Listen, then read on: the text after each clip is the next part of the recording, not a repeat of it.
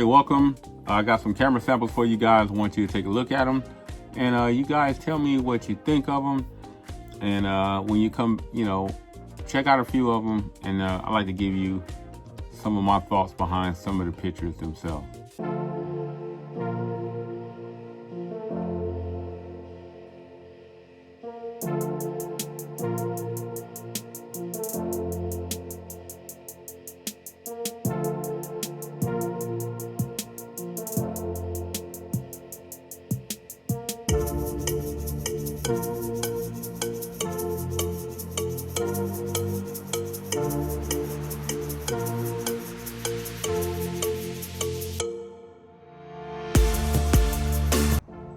(1080) 30 frames per second. 1080 30 frames per second. 1080 60 frames per second. 1080 60 frames per second.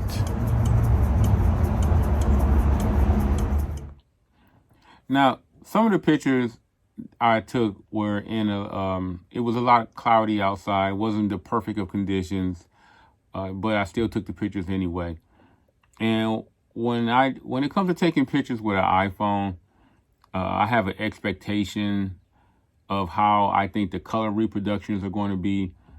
I think iPhones tend to lend itself more towards the cooler, more part of the color of saturation when it comes to your pictures, whereas Samsung, you tend to get more warm tones, more saturation towards reds and oranges. And so when I take a picture with an iPhone, I'm not disappointed because I know what to expect. And for those of you who've owned iPhones, you're going to be satisfied with the picture quality you get. If you're the kind of person who goes between both ecosystems, iOS and Android, then I think you should also be satisfied with the iPhones because you know what to expect from Android phones in comparison to what iPhones give you from a picture reproduction. So basically, it all just boils down to the person who's taking the picture, how you setting that picture up, and what you're trying to gain. Now, a lot of photography, being a photographer is an artist. There's an artistry to it. And me being a techie, I'm not an artist where I know how to draw the absolute best out of a camera. But I do try to position myself in great shots, being aware of the position of the sun in comparison to where I'm taking a picture, or if I'm in a lot of deep shallows or what have you, and knowing how to take a picture where the conditions aren't as great as they should be. Shooting 4K front facing 24 frames. Nice and clear. Nice look, I like that. 4K 24 frames per second. 4K 30 frames per second. 4K 30 frames per second. 4K 60 frames. 4K 60 frames.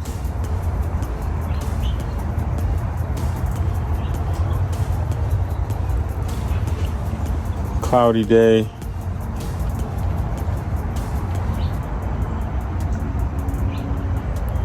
(4K 60 frames per second).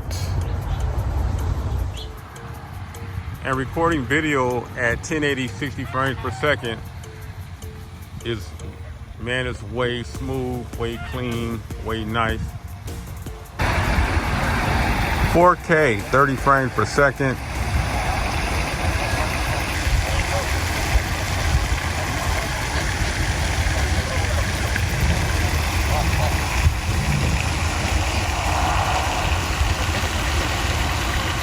Nice and clean.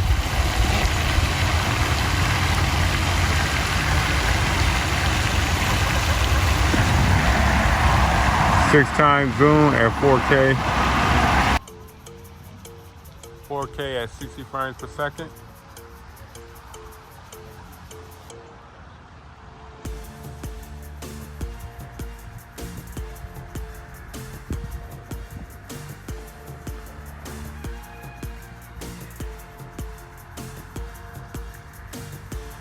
going to go in at 3 times.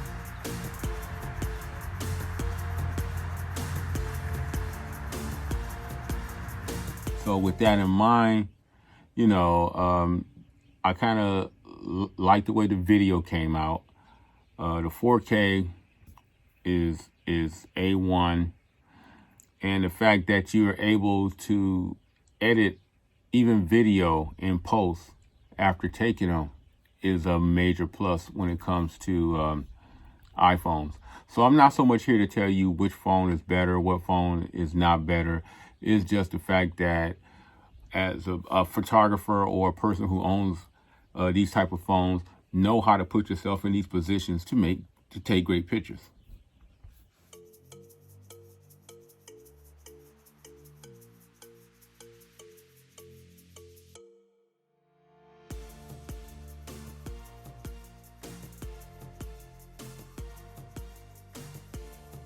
So, you know, other than that, I'm kind of glad you took a look at these samples. Again, night shot. Some of the night shots that I did take, again, that comes back to knowing how to use a night shot camera. It's great that the iPhone notifies you and lets you know that, hey, this is a night shot picture, and it's going to require you to hold the camera in position longer for the processing of the night shot to take place. That's a cool feature. It's a plus. Also, but taking night shots is a hit and miss thing from a techie standpoint. Goes back to what I said earlier about the artistry of photography and knowing how to position yourself. And for example, a couple of my night shots, the lights from the building below from where I was taking the shot were over processed in the picture, while the camera was trying to emphasize the stars where it was mostly focused at.